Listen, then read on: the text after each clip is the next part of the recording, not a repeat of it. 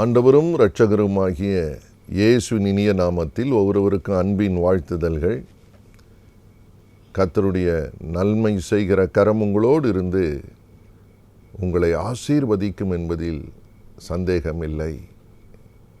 என்னோடு கூட வேதத்தை சங்கீதன் புத்தகம் 40ஆம் அதிகாரம் 1ஆம் வசனத்தை வாசிக்கும்படி விரும்புகிறேன். வேதம் சொல்லுகிறது, கர்த்தருக்காக பொறுமையுடன் காத்திருந்தேன், அவர் என்னிடமாய் சாய்ந்து என் கூப்பிடுதலை கேட்டார்.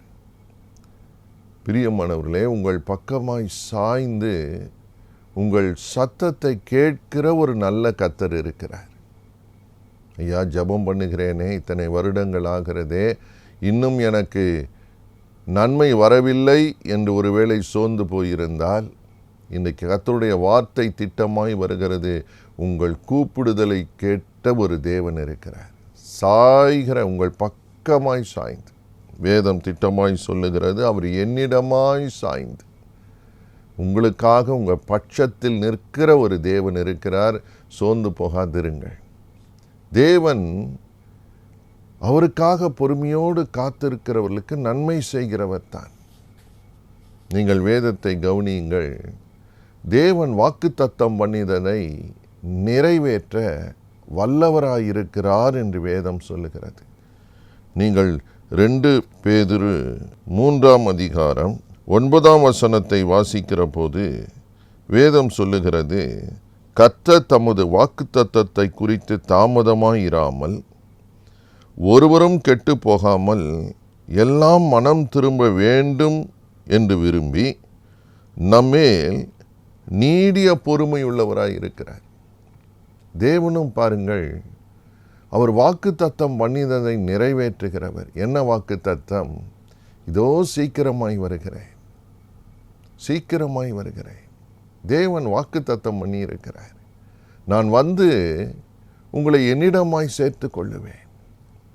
ஆனால் இயேசு வருகிறார் என்று சொல்லிக்கொண்டே இருக்கிறார்களே, எங்கே வருகிறார்? எப்பொழுது வருவார்? வேதம் சொல்லுகிறது, அவர் நீடிய பொறுமையுள்ளவர். எதற்காக நீடிய பொறுமையாய் இருக்கிறார்? எல்லாரும் மனம் திரும்ப வேண்டும், ஒருவரும் கெட்டு போகக்கூடாது என்று நீடிய பொறுமையுள்ளவராய் இருக்கிறார். கவலைப்படாதிருங்கள். சமீபத்திலே ஒரு சகோதரி என்னை கூப்பிட்டு கண்ணீரோடு சொன்னார்கள், ஐயா, என் கணவர் குடித்து குடித்து அவருடைய வாழ்க்கையும் சரி எங்கள் வாழ்க்கையும் சரி நரகமாக்குகிறார், நரகமாக்குகிறார். ஒவ்வொரு நாளும் பாடுகள், கண்ணீர். அவர் வாயில் பேசுகிற அசுத்தமான வார்த்தைகள், கேவலமான வார்த்தைகள். ஒன்றும் அவர் ஒரு வேலைக்கும் போக மாட்டேன் என்கிறார். அவர் சாவகாசம் சரியில்லை, கூட இருக்கிறவர்கள் சரியில்லை. அப்படிப்பட்ட இடத்திலிருந்து அவர் வெளியே வர வேண்டும், நல்ல மனுஷனாய் மாற வேண்டும் என்று ஜெபியுங்கள் என்று கண்ணீரோடு கதறினார்கள் ஒரு சகோதரி. ஆம் பிரியமானவர்களே, தேவன் தாமதமாயிராமல் வாக்குத்தத்தம் பண்ணினதை நிறைவேற்ற விரும்புகிறார். சீக்கிரமாய் கெட்டு போகாமல் அவர்கள் ரட்சிக்கப்படும்படி, நல்ல வாழ்க்கைக்கு திரும்படி தேவன் நீடிய பொறுமையுள்ளவராய் இருக்கிறாராம். எவ்வளவு நல்ல தேவன்! நிச்சயமாக தருணங்களை தந்து கொண்டே இருக்கிறார். கொடுக்கப்படுகிற தருணங்களை இழக்காதிருப்பதுதான் பாக்கியம். தேவன் தருணங்களை தருகிறார். ஒருவேளை பார்த்து கொண்டிருக்கிற உங்கள் வாழ்க்கையில், குடும்பத்தில் அப்படி இருக்கலாம். கவலைப்படாதிருங்கள். தேவன் நிச்சயமாய் ரட்சிக்க வல்லவர். தருணங்களை தருகிறார், உணர்வுகளை தருவார். தேவன் எழுந்தருளுகிறவர். கர்த்தருக்கு மகிமை உண்டாகட்டும். நீங்கள் வேதத்திலே தொடர்ந்து வாசிப்பீர்களானால், யாக்கோபு எழுதின புத்தகம் 5ஆம் அதிகாரம் 8ஆம் வசனம் இப்படி சொல்லுகிறது, நீங்களும் நீடிய பொறுமையோடு இருந்து உங்கள் இருதயங்களை ஸ்திரப்படுத்துங்கள், கர்த்தருடைய வருகை சமீபமாய் இருக்கிறதே. உங்கள் இருதயங்களை என்ன பண்ணுங்க? ஸ்திரப்படுத்துங்க. இருதயம் கலங்காதிருக்கட்டும் என்று இயேசு சொன்னார். யோவான் 14:1 வாசிக்கும் போது, உங்கள் இருதயம் கலங்காதிருப்பதாக என்று சொன்னார். பிரியமானவர்களே, இருதயம் கலங்குகிறது, இருதயம் கவலைப்படுகிறது, இருதயம் நொறுங்கி போகிறது என்றெல்லாம் நாம் வேதத்திலே வாசிக்கிறோம். இருதயத்திலே நொறுக்கப்பட்டவர்கள் உண்டு. இருதயத்தில் கலங்குகிறவர்கள் உண்டு. ஆனால் இருதயத்தை ஸ்திரப்படுத்துங்கள் என்று வேதம் சொல்லுகிறது. எப்படி? நீங்கள் கர்த்தருக்கு பொறுமையாய் காத்திருக்கு, அவர் வருகை சமீபமாய் இருக்கிறது, உங்களுக்கு நிச்சயமாய் நன்மை செய்கிற தேவன். பயப்படாதிருங்கள், உங்கள் இருதயங்களை ஸ்திரப்படுத்துங்கள். நிச்சயமாக தேவன் உங்களுக்கு பலன் தருகிறவர்.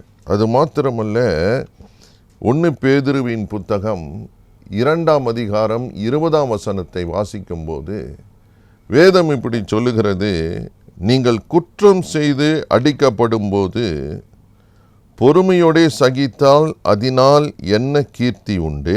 நீங்கள் நன்மை செய்து பாடுபடும் போது பொறுமையோடே சகித்தால் அதுவே தேவனுக்கு முன்பாக பிரீதியாயிருக்கும். நன்மை செய்து தீமை அனுபவிக்கிறது ரொம்ப கஷ்டம். இந்த உலகத்தில் அலுவலகத்திலே பணியாற்றுகள் உண்டு. அவர்கள் அலுவலகத்தில் அநேகருக்கு நன்மை செய்தாலும் அவர்கள் மேல் தவறான பெட்டிஷன்களை, குற்ற அறிக்கைகளை அனுப்பி கொண்டே இருக்கிறவர்கள் உண்டு. தவறான குற்றங்களை அறிக்கையிடுகிறவர்கள், தாக்கல் செய்கிறவர்கள், தீமை செய்கிறவர்கள். எதுக்கு? நன்மை செய்தபடியினால். அப்படி புலம்புகிற ஒரு சிலர் எனக்கு தெரியும். ஐயா, எவ்வளவோ உழைத்தேன், மற்றவர்களுடைய நன்மைக்காக உழைத்தேன், ஆனால் நன்மை பெற்றவர்களே இன்று எங்களுக்கு எதிராக எழும்பி இருக்கிறார்கள். யாருக்காக ரொம்ப நாங்கள் பிரயாசப்பட்டோமோ இன்றைக்கு அவர்கள் எங்களை மறந்து விட்டால் கூட பரவாயில்லை, எங்களுக்கு விரோதமாய் திரும்பி இருக்கிறார்கள். அதுதான் எங்கள் உள்ளத்தை உடைக்கிறது என்று கண்ணீரோடு நிற்கிறவர்கள் இந்த உலகத்தில் உண்டு. கவலைப்படாதிருங்கள், தேவனுக்கு முன்பதாக அது பிரீதியாக இருக்கிறதாம். நீங்கள் நன்மை செய்து பாடுபடுகிற போது கர்த்தருக்கு முன்பதாக அது பிரீதியாக இருக்கிறது. அவரும் பார்க்கிறார். இந்த உலகத்தில் இயேசு இருந்தபோது அவர் எல்லாருக்கும் நன்மை செய்கிறவராய் சுற்றி திரிந்தார். ஆகிலும் அவர் மேல் பொறாமை கொண்டு அவரை சிலுவையில் அறைந்தார்கள் என்று வேதம் சொல்லுகிறது. இயேசு கடந்து போன பாதை அதுதான். பிரியமானவர்களே, நீங்கள் நன்மை செய்து பாடுபடுவீர்களானால் கவலைப்படாதிருங்கள், இயேசு அதை அறிந்திருக்கிறார். உங்களுக்காக பரிதபிக்கிறவர் மட்டுமல்ல, உங்களுக்கு பலனை தருகிறார் தேவன். நீங்கள் வேதத்தை வாசித்து பாருங்கள். வெளிப்படுத்தின விசேஷம் 2ஆம் அதிகாரம் 19ஆம் வசனத்தை இப்படி வேதம் சொல்லுகிறது, உன் கிரியைகளையும் உன் அன்பையும் உன் ஊழியத்தையும் உன் விசுவாசத்தையும் உன் பொறுமையையும் நீ முன்பு செய்த கிரியைகளிலும் பின்பு செய்த கிரியைகள் அதிகமாய் இருக்கிறதையும் அறிந்திருக்கிறேன். கர்த்தருக்கு மகிமை உண்டாகட்டும். எல்லாவற்றையும் பார்த்து நீதி செய்கிற ஒரு தேவன் நிச்சயமாய் நமக்கு இருக்கிறார். அவர் சொல்லுகிறார், உன் கிரியைகளை அறிந்திருக்கிறேன், உன் அன்பை அறிந்திருக்கிறேன், இந்த சூழ்நிலையில் உன் விசுவாசத்தை நீ விடாதிருக்கிறதை அறிந்திருக்கிறேன், உன் ஊழியத்தை அறிந்திருக்கிறேன், நீ முன்பை விட அதிகமாக நன்மை செய்கிறதையும் அறிந்திருக்கிறேன். எவ்வளோ பெரிய பாக்கியம் பாருங்கள். ஒருவேளை எல்லாரும் மறந்து விட்டார்கள் என்று நீங்கள் வேதனைப்படலாம். உங்களை மறக்காத, உங்களை பார்த்து கொண்டிருக்கிற, உங்கள் கிரியைகளை அறிந்திருக்கிற ஒரு நல்ல இயேசு இருக்கிறார். உற்சாகம் அடையுங்கள். நீங்கள் பொறுமையை தேவன் அறிந்திருக்கிறார் என்று திட்டமாய் கர்த்தர் சொல்லுகிறார். எதற்கு? பலன் தருவதற்கு. God will surely reward you. எப்பொழுது? பூமியிலே உங்களுக்கு பலன் தருவார். யோபுவை பாருங்கள். யோபு என்கிற ஒரு மனுஷன் வேதத்திலே பொறுமையோடே பாடுபட்டான். இந்த பூமியிலேயும் அவனுக்கு நன்மை உண்டாயிற்று. இந்த பூமியிலேயே இரட்டிப்பான நன்மை அவனுக்கு கொடுத்தார். பரலோகத்திலும் அவனுக்கு பெரிய ஆசீர்வாதம். வேதத்திலே அந்த யோபு என்கிற மனுஷனுடைய பெயரை அடிக்கடி பரிசுத்தாவியானவர் குறிப்பிடுகிறதை நாம் பார்க்கிறோம். ஏன் தெரியுமா? தேவன் பலனை கொடுத்தார் என்பதை விளங்க பண்ணுவதற்காக. உங்களுக்கும் அப்படித்தான், உங்கள் வாழ்க்கையிலும் அப்படித்தான்.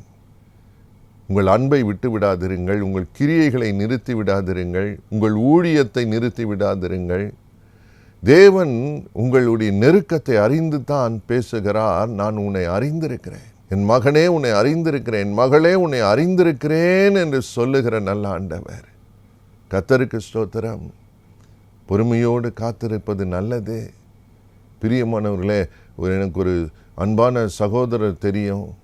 அவரும் அவர் மனைவி 2 பேரும் மருத்துவர்கள். ஒரு முறை அவரை சந்தித்த போது அவர்கள் சொன்னார்கள், 11.5 வருஷம் குழந்தை இல்லாமல் காத்திருக்கிறேன். ஆனாலும் ஒன்று சொன்னார்கள், நாங்கள் கர்த்தருக்காக பொறுமையோடு காத்திருக்கிறோம். ஏதோ ஒரு காரியம் தடை பண்ணி கொண்டிருக்கிறது. மனுஷ முயற்சிகளுக்கு அப்பாற்பட்டு ஏதோ ஒன்று தடை பண்ணி கொண்டிருக்கிறது. அவர் சொன்னார்கள், நாங்கள் கர்த்தருக்காக பொறுமையோடு காத்திருக்கிறோம். நடந்தது என்ன? பிரியமானவர்களே, அந்த சகோதரி கருவுற்றார்கள், 2 குழந்தை பெற்றெடுத்தார்கள். அதிலும் ஒரு ஆண் ஒரு பெண். Delayed blessings are double blessings. பிரியமானவர்களே, கர்த்தருக்கு காத்திருந்து அவங்க வெட்கப்பட்டு போகலை. இன்றைக்கு அந்த பிள்ளைகள் பெரிய பிள்ளைகளாய் வளர்ந்திருக்கிறார்கள். ஆனால் 11.5 வருஷம் காத்திருப்பது என்பது சாதாரண காரியம் அல்ல. எத்தனை பரியாசங்கள், எத்தனை நிந்தைகள், எத்தனை வேதனையான வார்த்தைகளை கேட்டிருப்பார்கள். ஆனால் கர்த்தர் அதை அறிந்திருக்கிறேன் என்று சொல்லுகிறார். அறிந்திருக்கிறேன் என்று சொல்லுகிறார். அவர்கள் கர்த்தருடைய ஊழியத்தை செய்ய நிறுத்தவில்லை. அந்த நாட்களிலேயும் தேவ அன்பை வெளிப்படுத்த அவர்கள் நிறுத்தவில்லை. அவங்க வீட்டில் மாதந்தோறும் ஜெபம் நடத்த நிறுத்தவில்லை.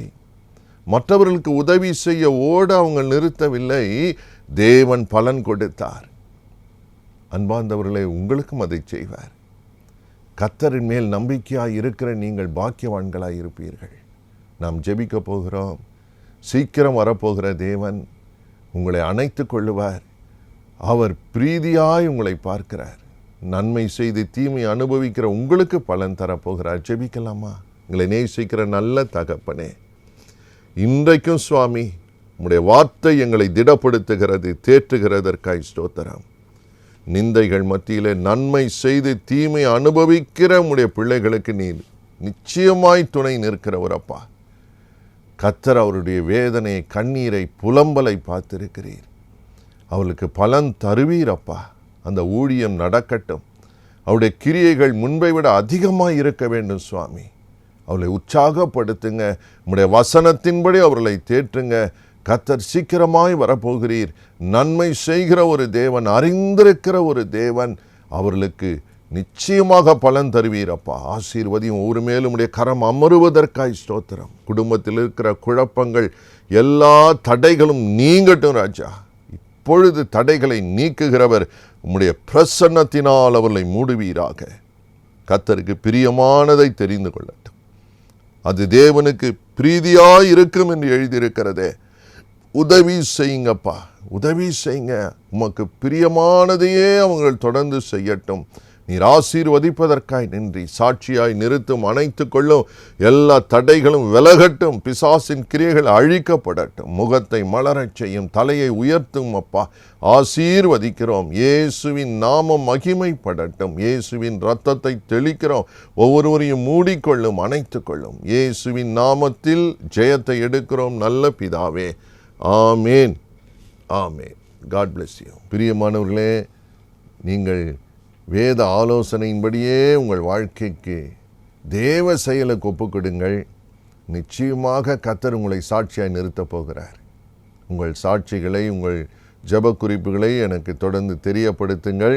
கர்த்தருடைய நாமம் உங்களிலே மகிமைப்படும். ஆமென்.